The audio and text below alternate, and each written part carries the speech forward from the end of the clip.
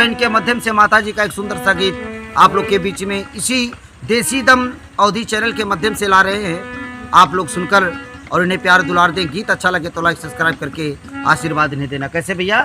पाटन की पाटेश्वरी माँ सीधी समारो काजू, अरे माता तुम्हारे हाथ में आज हमारी